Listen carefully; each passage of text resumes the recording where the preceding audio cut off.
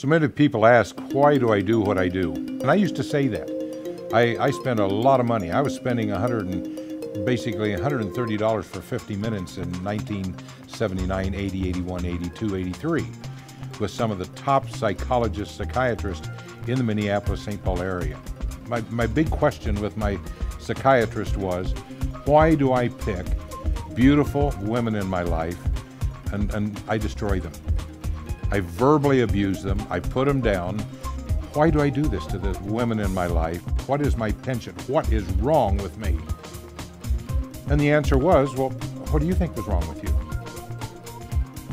And I'll never forget, I heard this for months. What do you think?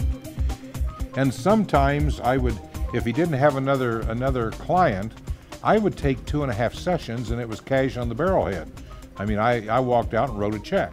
And I just did that because I didn't want to get in debt with a counselor. And I would walk out and write a check for $350 because I'd taken 2.5, 3 hours. And I would go out and walk around his Mercedes, and he had a Lincoln Town Car, and if he drove that, I knew I owned them both. I was paying for enough that it was paying his payments back in the late 70s, early 80s. And I resented that.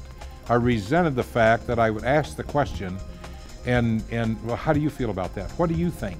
How do you think you need to stop? Why do I do this? Why do you think you do it? If I knew, I wouldn't be buying your cars for you. I would go to counselors, Christian counselors and pastors, and they would say, well, you need to read the Bible more and pray more. Well, I was so whacked out, I couldn't sit down and read the Bible because at 4 or 5 minutes and I'd get bored because it wasn't adapting to what I needed, but I didn't know what I needed. And so we get these pat answers within the faith world, and we don't even have the attention span to even sit down and do Bible study, that kind of stuff. So the only thing that got a hold of me was that 6 years that I was away from Judy, and I got into, in fact, I got into the belief system that I was preordained or foreordained, or God's foreknowledge knew that I would never make it to heaven, so why try? That I was going to be lost and I'd bust hell wide open, so if I'm going to go to hell, I might as well enjoy the trip.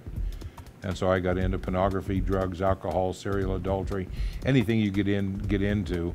The only thing I didn't do was molest little children because I'd been molested as a child, and I didn't want a child to ever have to deal with what I was dealing with. And I didn't even know what I was dealing with. I just put that together. And so I got into everything thinking that when I die, I'll be gone for a long time, so party hardy till you go. And the thing that got a hold of me was I was in a live-in relationship with a woman. And this is the one that I kept saying to my psychiatrist, you know, why do I pick somebody like this and then try to destroy them? And he couldn't even tell me that. He couldn't tell me that I was afraid of abandonment. And so I was trying to cut her down so that she would feel like nobody else would ever want her. As pretty as she was, nobody would ever want her. And she was good for one thing, she was lucky to have me. And I would tell her that. And she would defy me. She was a scrapper. And so one night we got into it and I almost killed her. And and the way she did it, she called the cops and found out that I could be up on attempted murder charge. And they traced the line. Back in those days, they didn't have caller ID, but they traced back to the shelter. And law enforcement actually went out to the shelter and tried to find who made the call, and she denied it. And she called me and she says that the cops have been here. They know the call came from the shelter here. And I denied it because I wanted to give you one chance to get well. We're done. It'll never be again with us. But she says, there's something about you that I'm going to give you one chance. But if you blow it again, you're going to pay the price. Because if you don't go to therapy, and she actually recommended and told me where I had to go, who I had to see, who I had to sign up with. I had to meet her at a restaurant and show her that I'd done my intake and I'd signed up for this. Or she says, I will call the police and I'll give them your phone number, I'll give them your address, they'll come pick you up and I'll charge you with attempted murder. So I didn't get into the system because I did everything she said to do, because I was scared to death to go to prison. And it took that big of a whipping to get me to change. And I started looking at myself. And what's interesting is I had no memory of my sexual abuse in childhood. By this time in my late 30s, early 40s, my memories had capped off. and repressed, so I had no memory of sexual abuse. But the reason I wouldn't go to prison is I had this tremendous fear of what I'd heard about the sexual stories in prison. And I made up my mind I was not going to go to prison and be some guy's pretty little boy or whatever the case may be.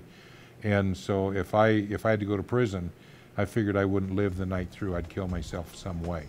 So that all tied up, I hit my crisis and had no answers. And so that's what made me realize I got to deal with me. This is my issue. It's not any of the women in my life. It's my issue. To end this segment, the biggest thing we have to understand is if I can become teachable, it's all fixable. Again, for lack of knowledge, my people perish. And I keep saying that because that's so important. Because if I don't have the knowledge, I don't know where to go. If I have the knowledge, the brain will actually work with me because it knows the truth from a lie. See, and so become teachable, and it's fixable.